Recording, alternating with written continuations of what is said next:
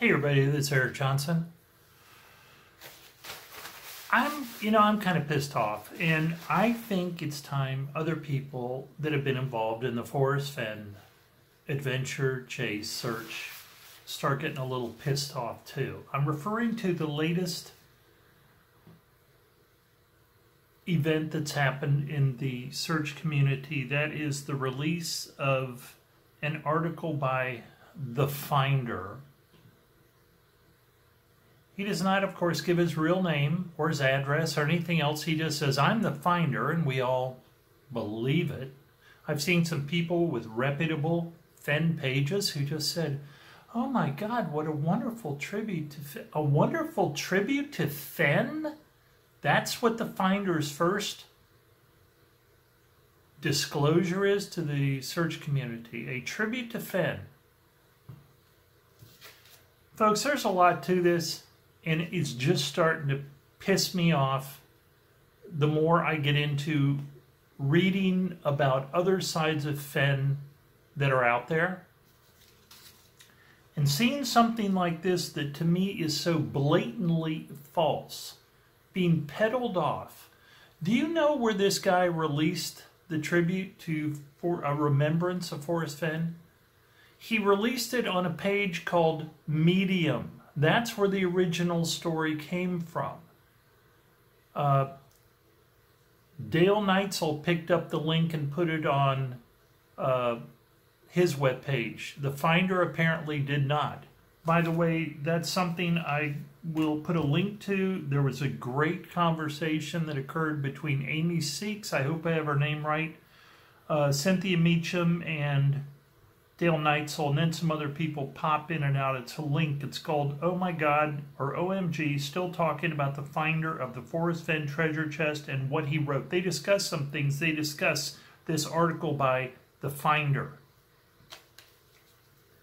If you read this article, it is an incredibly well-written article. I mean, to me, as someone who was an English major and was, wrote stories and stuff when I was younger, and of course was supposed to, Eric, you're going to be an English teacher, right? I never was. When I read this, and I'm not the only one to share this opinion, when I read this article or this story by the person calling himself the Finder, it was an extremely well-written article. To me, it was a professional writer, semi-professional, possibly just a hobbyist. But whoever this person is, they really write well.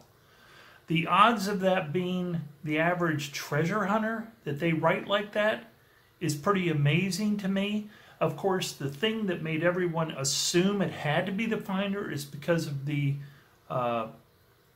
pictures that accompany the article, other pictures from the session in what appears to be a conference room where we see other pictures of the chest in Forrest Fenn, so people kind of think, oh, it must be the Finder because he has these other pictures we haven't seen before. The Finder, or someone close to Forrest Fenn, who was in that room originally or is in the inner circle in the Fenn estate, for want of a better word, or the inner circle of people that have known Forrest Fenn, the Doug Prestons, people like that. I don't know. But all this has done is made me angry. This article, by the way, Doug Preston posted his own comment, and of course, somebody on that video I was talking about said, or no, somebody else said on a webpage, they said, have we verified that's actually Doug Preston? Folks, this is getting crazy. It's really starting to wear on me. Doug Preston said of this article by The Finder, make sure to support. Doug Preston said about this article by The Finder. Doug Preston wrote, make sure to show your support for, quote, The Finder, unquote, and other authors of fiction. Other authors of fiction. What else could that possibly mean? Well, Eric, why would he say other author? Who are these other authors? They're all the other people that are on this webpage called Medium, where The Finder posted the article. This is what I found about Medium on the web.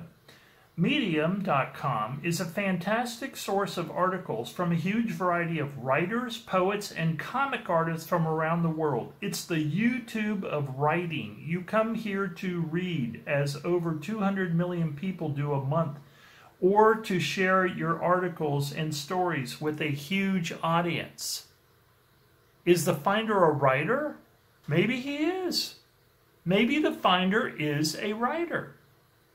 I'm not saying that's impossible. That might actually explain something he says in the article. Let's go a little further.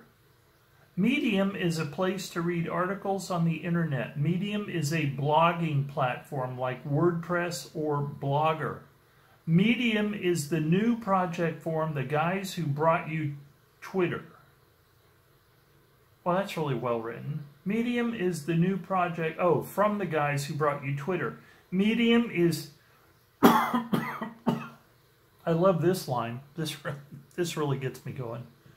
Medium is chaotically, arrhythmically produced by a combination of top-notch editors, paid writers, PR flacks, startup bros, and hacks. What did I center on? Paid writers. Before I go any further, we're going to read parts of this, and I have comments from some people that I communicate with. I have my own ideas, but I'll just give you my take on this. As we all know, well, not all of us know, as some of us know, Forrest Fenn was in for some bad publicity coming up. Allegedly. And I'm going to start using that word whenever I think it's appropriate. Allegedly, or in my opinion. First of all, because I should, if it is just alleged, or it's my opinion, but also for legal reasons. And also I'm starting to use a fair use stanza on my page. And also I'm starting to use a subscribe button. And also I'm telling people, we're going to start talking about a lot of things coming up in the future. Some of them are going to be about Forrest Fenn, because I have a feeling this is going to go for a while. Folks, we need to get to the bottom of this. I'm pissed off now. I have formally entered... I'm starting to get irritated by this ongoing thing. This whole thing with this article... I read it a few times, I thought about it, I talked to some people about it, and I end up just getting angry about the whole thing. I mean, did someone pay a paid writer on Medium to write this? Paid writers, PR flacks, startup bros, PR flacks, what am I talking about? Some people know or allege that there is a documentary coming up that's going to have bad things to say about Forrest Fenn. Primarily about his inappropriate interaction with female searchers. I'm not really going to get into that on this video. I'm going to get into that in a future video. But the point is, Forrest Fenn strangely died right after being contacted about this information. The Guardian, who will be in an upcoming video, the same upcoming video I do about this subject, Forrest Fenn's coming PR nightmare. The Guardian actually contacted Fenn a few days before he died. Said, are you aware of the fact, and we want to get your opinion about these women who say these things are coming, and Forrest Fenn dies. Some think suicide. I think possibly suicide. A heart attack? A heart attack technically is when your blood gets cut off. It can be caused by a clot. It can be caused by, your arteries just not being in the best shape. But there's another syndrome called the broken heart syndrome that was discovered in Japan that is more like what we're used to thinking about. You get so stressed out, you get so depressed, you get so whatever emotionally, that your heart actually changes shape, and it can lead to you dying or having very severe heart problems. It's usually women, but obviously when you're 90, although a lot of people usually survive it, when you're 90, a stress-induced heart attack, or I'm sorry, a stress-induced event, heart event that kills you is not out of the question. Doug Preston, make sure to show your support for The Finder and other authors of fiction. This has me so irritated, folks. I can't even tell you. I don't know who this guy is. If, in fact, this guy is The Finder, my hat's off to him. Because like Forrest Fenn said in the article, or his article that The Finder wrote, he is probably a genius. Okay, so let's start looking into this. Let's start looking into this article that came out. Remember, when you think about this, you don't know this is The Finder. All he's done is written an article and called himself The Finder. I could write an article and call myself The Finder. And what does he do in his first article he writes? He does a tribute to Forrest Fenn. This person that could very well have bad publicity coming. And what was Forrest Fenn's primary concern in life? It permeates the chase. It permeates his books. It totally colors your view of him if you keep an open mind. Forrest Fenn is absolutely obsessed with leaving a legacy, and a good legacy at that. I don't think Forrest Fenn wants to go out, or the people associated with Forrest Fenn want his memory to be the guy who got accused of being a dirty old man, as one of them put it, by a bunch of women. So we now have come on the scene The Finder, who apparently is going to pick up the gauntlet. He's going to pick up Fenn's fallen sword, and now he, as he says at the end of his article, he now inherits the legacy of the chase. Maybe he'll be the one that'll come out and discuss any negative articles that are coming about Forrest Fenn. Maybe that's what this guy's purpose is. Maybe he is, in fact, been hired by, just my opinion, the Fenn estate? People connected to Forrest Fenn? Maybe Forrest Fenn paid someone to even protect his legacy after he died. Kind of like a keeper at the gate. Now that he's fallen, somebody else has been already assigned that duty to keep that legacy going. Maybe Douglas Preston wrote the article and then cleverly came out and inferred, oh guys, look, it's some guy pretending to be the Finder. This is a work of fiction.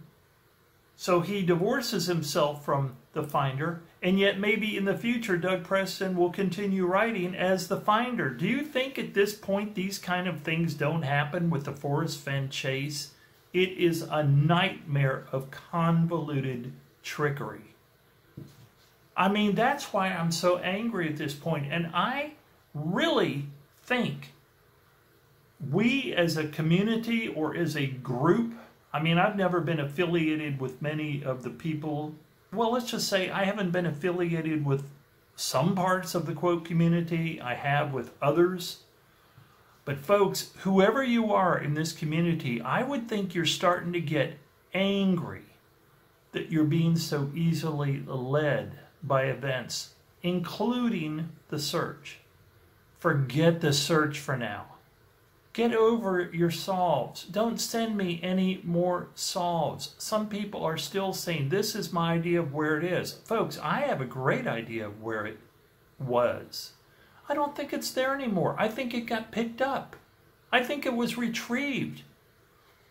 Potentially by a real finder, but potentially by someone who went there on behalf of Forrest Fenn when Forrest was still alive and picked it up. That's just my opinion. But it irritates me. I hate to keep bringing up the people died thing. As I have said, I was someone who actually told Fenn, please do not stop the hunt because people died. I was very selfish at the time. I still believe we all knew what we were doing when we were out there. I mean, if I had fallen off a cliff, and one time I remember when I was at Dinosaur National Monument, I was walking along, in fact, it's in the video, I was walking along a very, very narrow path right on the edge, and it occurred to me, I at one point did have to step around a piece of dirt area, right overhanging, maybe a 20 to 30 foot fall into the river. I don't think it would have killed me, but I was aware of the fact that if the dirt gave way, that I would have a pretty bad tumble, probably be injured. Well, some people, it was worse than injured. I know in one particular case, I think someone had that exact thing happen, except they fell off a cliff and were killed.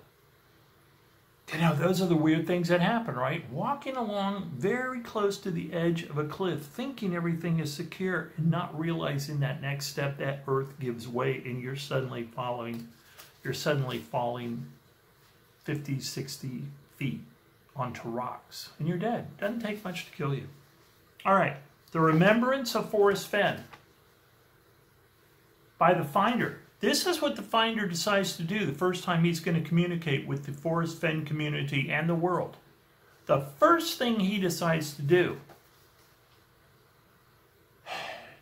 is do a tribute to Forrest Fenn. Now, after the treasure was found, we remember that Forrest Fenn was accused of never having put the treasure out there. It was a complete hoax. He was accused of retrieving it. He was accused of this. He was accused of that. The Finder, while Forrest was alive and taking these slings and arrows, the Finder said nothing. Now, people have written this to me. Why didn't he come out sooner? Why didn't he come out sooner? Why does he wait till Forrest Fenn's dead and then write a tribute rather than an expose on how he found the treasure?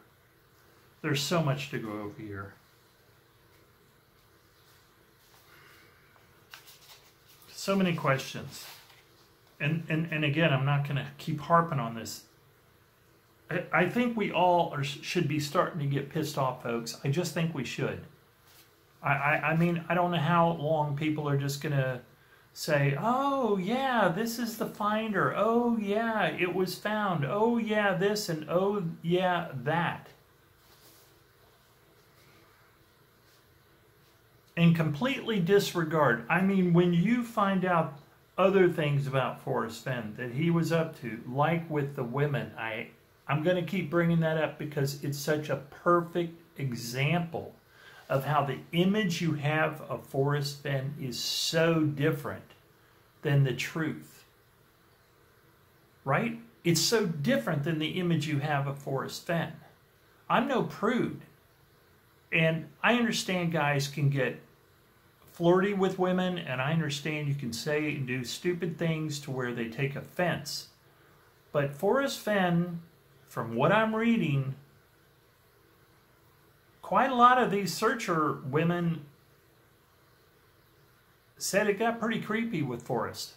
And unfortunately, he had a position of power over them because he knew where the treasure was, and a lot of them wanted to find out where the treasure was.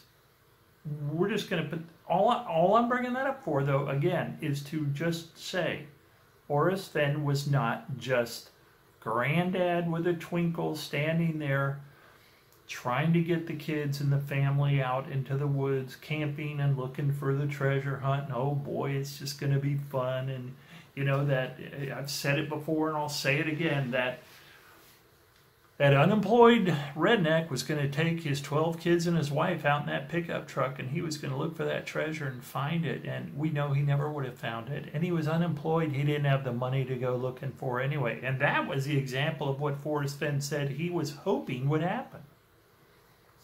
It was advertising, folks. There's just no other way to put it. All right. The Remembrance of Forrest Fenn. My friend Forrest Burke Fenn passed away at the age of 90 earlier this month, and if I have anything to say about it, far too soon. September 8th, the day that Forrest died, was certainly not the first time Forrest made me cry. I had never met Forrest until this June. And it was determined to be our only time spent together in person. You're going to notice in this that, and I'm not going to read all of it, but you're going to notice he knows an awful lot about Forrest Fenn, and people have wondered how he knew so much about Forrest Fenn. I mean, he met him one time. Did they email a heck of a lot? Did they talk on the phone all the time? 3 months?